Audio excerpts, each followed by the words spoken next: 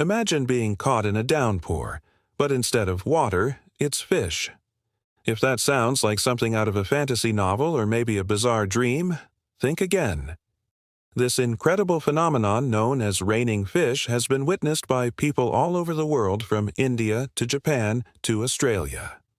In this video, we will dive into the science behind this mind-boggling event, uncover the theories that attempt to explain it, and share some of the most astonishing accounts of raining fish throughout history. So grab your raincoats and get ready for a wild ride because things are about to get fishy. The occurrence of fish falling from the sky has been documented since ancient times, with many cultures ascribing mythological or divine explanations to this unusual event. The earliest written account of raining fish can be traced back to the 14th century BC to an Egyptian tale describing a similar spectacle. However, these myths and legends only begin to scratch the surface of this perplexing phenomenon. One of the first scientific attempts to explain raining fish was put forward by Leonardo da Vinci, who suggested that the fish could be carried aloft by strong winds and subsequently released into the air. While this may sound plausible, it fails to account for the numerous reports of fish raining down in massive quantities, sometimes covering vast areas in a thick layer of slippery, slimy creatures. Another theory proposes that the fish are transported via whirlwinds. This explanation is supported by the fact that many eyewitnesses have reported seeing a funnel-shaped cloud before fish began to fall. Proponents of this theory suggest that the whirlwind picks up the fish from the water, carries them aloft, and then deposits them elsewhere. However, this raises questions about the fish's ability to survive such a drastic change in altitude and the force required to lift them off the ground. Some scientists believe that fish can be carried by tornadoes over distances of several miles. But what happens when the tornado reaches its destination?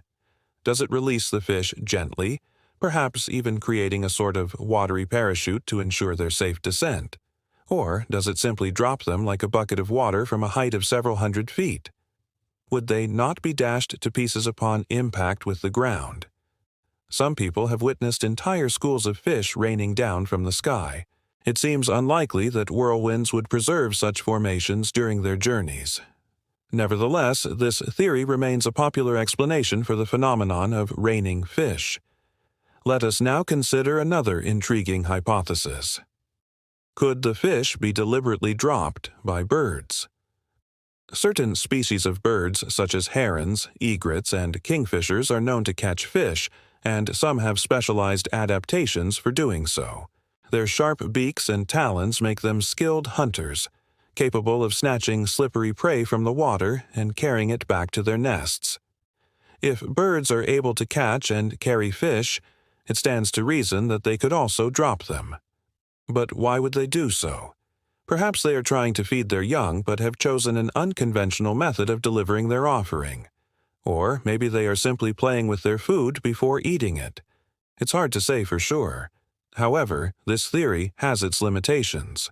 If birds were dropping the fish, why do they not fly away when the fish begin to fall? They don't. In fact, birds often fly away just before fish begin to fall. Finally, there is the theory that the fish are brought to the surface by rising water. This occurs when warm water vapor rises rapidly from a body of water, bringing with it any aquatic creatures that happen to be in the way. However, this does not explain how the fish manage to stay suspended in the air once the vapor has dissipated. It is possible that they are trapped in bubbles of water, allowing them to float for extended periods. Some fish species, such as mudskippers, can even leap considerable heights out of the water, potentially enabling them to travel long distances through the air.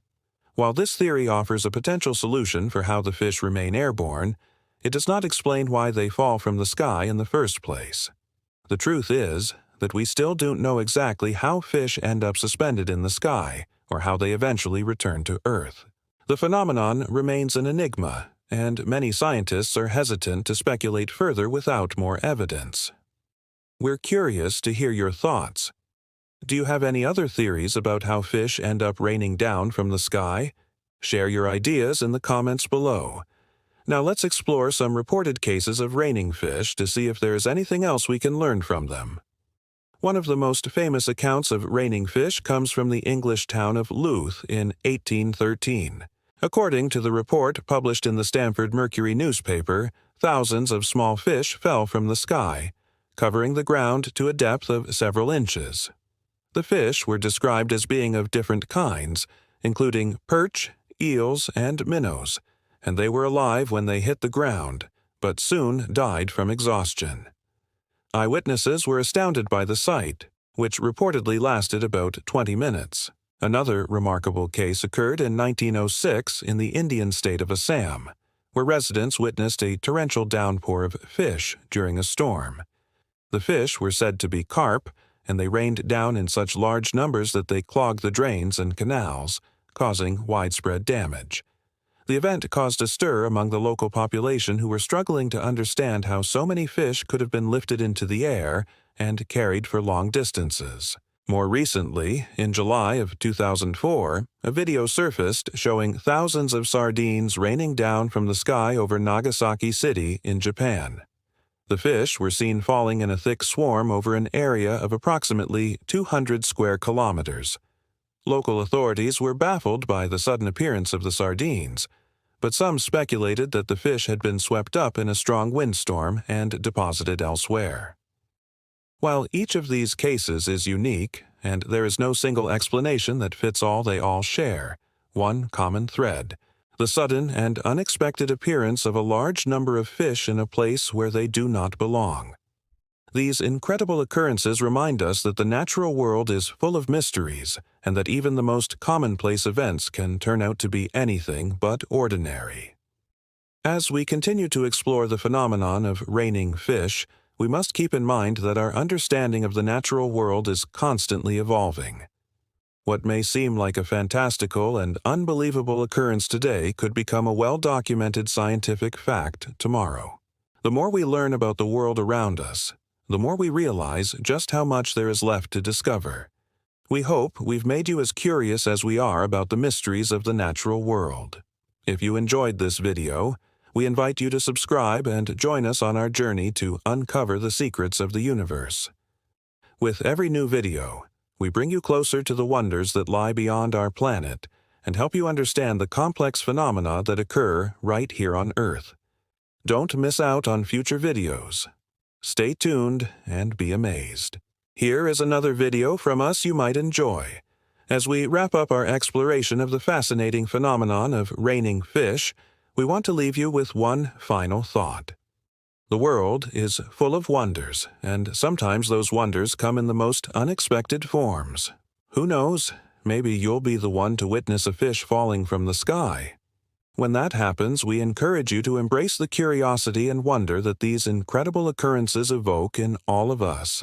Let your imagination run wild and allow yourself to be captivated by the mysteries of the natural world.